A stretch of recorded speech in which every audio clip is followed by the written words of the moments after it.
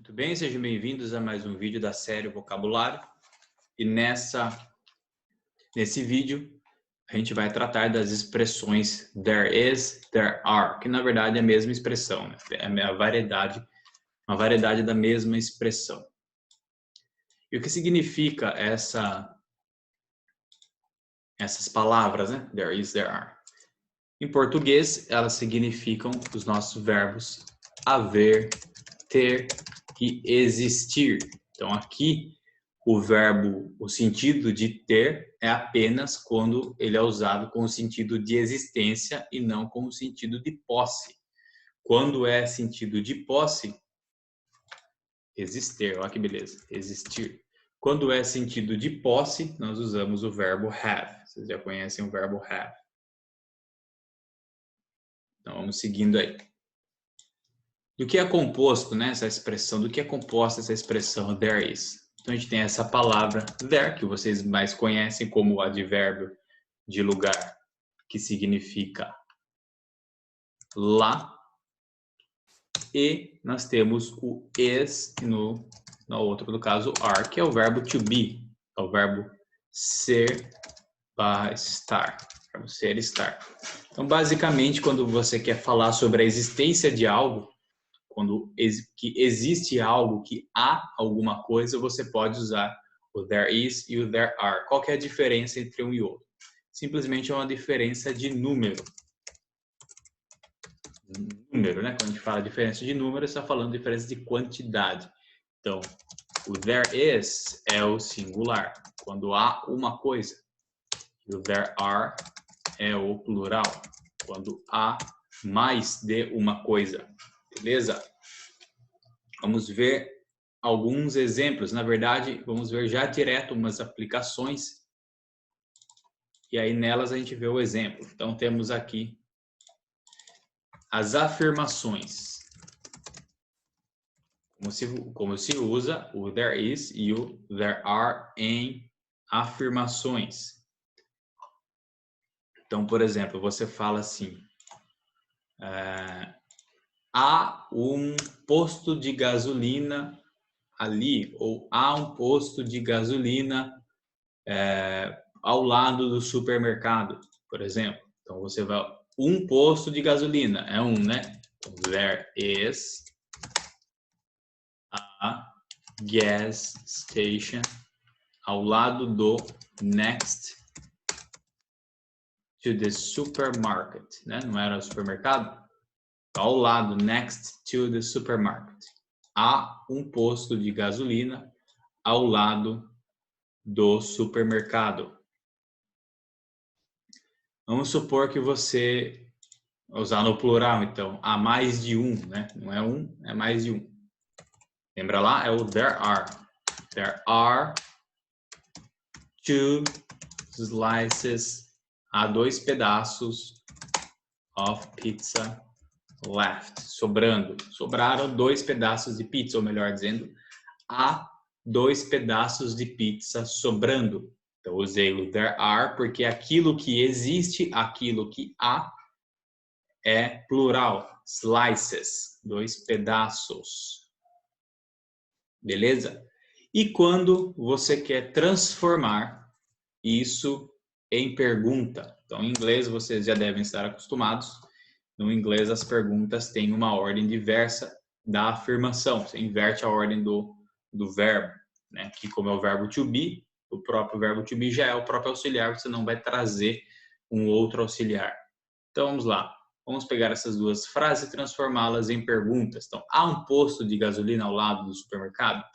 Então, o verbo to be vai para trás. Is there a gas station? Blá, blá, blá. Não precisa escrever tudo. Next to the supermarket. Is there a gas station next to the supermarket? Pergunta. Segundo ali no plural. Há dois pedaços de pizza sobrando? Are there two slices, blá, blá, blá, of pizza left? Há dois pedaços de pizza sobrando?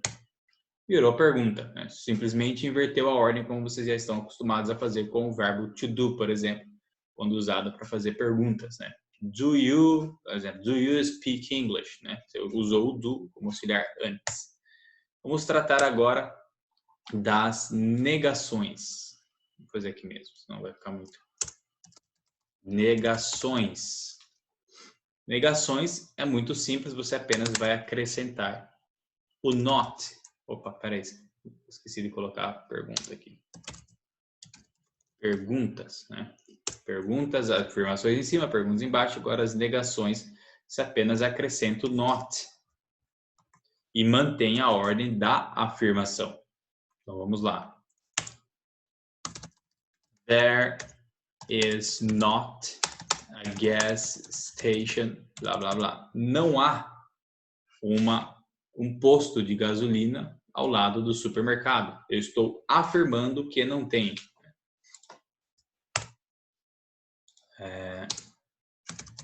There are not, do plural, né? 2 slices of pizza left. Não há 2 pedaços de pizza sobrando. Fiz na negação a do plural. Claro que aqui você pode contrair, né? Então, o is not vira o famoso isn't. E o are not vira também o famoso aren't. There aren't. Certo? Então, toma cuidado quando você vê esse there, ele nem sempre significa lá. Né? Toma cuidado, tem que interpretar se ele não está conjugando o verbo to be. Beleza? Mais um caso, a gente poderia também falar das perguntas, famosas perguntas na negativa. Então, vamos lá. Seria, não há um posto de gasolina ao lado do supermercado, né? Para pegar o nosso exemplo. Então, seria assim. Ordem de pergunta, porque é uma pergunta, porém contração com o... aliás, acrescenta-se o not, porque é uma negação. Então, seria, isn't there a gas station, blá, blá, blá. Pergunta, né? Lembrando, quando a pergunta negativa, ela serve, você usa ela quando você já tem meio que uma expectativa da resposta. Então, nesse caso aqui, vamos supor que a pessoa espere que a resposta seja positiva, geralmente. Ela fala assim, não tem um posto de gasolina do lado do supermercado. Ela está falando assim porque ela espera que a resposta seja assim, ela tem motivos para acreditar que sim, ela só está meio que com um pouco de dúvida ali, né?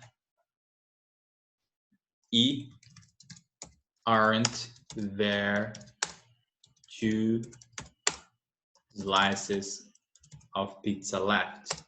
Mesma pergunta. Aren't there 2 slices of pizza left? Você já está perguntando do tipo assim, não, eu vi, mais ou menos assim. Eu vi que tinham 2 pedaços. E agora, então, estou perguntando, não tinha 2 pedaços? Então é isso, pergunta normal, afirmações, perguntas normais, né?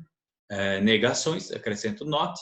Perguntas na negativa, você, além de colocar o to be na posição de pergunta, você acrescenta o not também. É claro que você pode conjugar isso tudo, né? O verbo to be está ali para ser usado e você pode conjugar ele nos diversos tempos verbais possíveis. Então, vamos dar uma olhada como é que fica em outros tempos verbais essa construção. Então, por exemplo, there will be, né? There, futuro. There will be. Haverá, por exemplo, vamos usar a mesma frase, né? A gas station, blá, blá, blá. Opa. Haverá um posto de gasolina ao lado do supermercado? Aliás, perdão, aqui é a afirmação. There will be a gas station next to the supermarket. Então, haverá um posto de gasolina. Se fosse pergunta, seria will there be? Lembra lá, você pega o auxiliar, que nós estamos usando will como auxiliar, então o to be fica na posição normal dele. Quando você tem 2 verbos assim, você usa só o primeiro para fazer as modificações. Will there be a gas station? Blá, blá, blá. Next to the supermarket. Muito simples. coloca o will na posição de pergunta. Ou, por exemplo, a gente pode usar o going to também, né? Is there going to be? Is there going to be? Quando é aquele going to, quando é aquele tempo verbal se referindo a um futuro mais próximo e certo. Is there, ou there is going to be, se for a afirmação, né? Ou, por exemplo, if there is something I can do, just say it, ou just tell me. Se há algo que eu possa fazer, né, que já estamos num outro aspecto verbal, né? Se há algo, conjuntivo, se há algo que eu possa fazer, simplesmente diga, simplesmente fale, just say it, ou just tell me. If there is, olha o there is aqui. E aí vai, você pode pegar todas as possibilidades de conjugação do to be, né? Por exemplo, no passado. There was a gas station. Havia um posto de gasolina ao lado do supermercado. There were 2 slices of pizza left. Se fosse pergunta, was there a gas station, blah, blah, blah, next to the supermarket? Were there 2 slices of pizza left? E aí você vai conjugando o verbo to be de acordo com a frase que você for construir, se é futuro, se é passado, se é presente, de acordo com o aspecto do verbo, né? Se é simples, se é perfeito, enfim.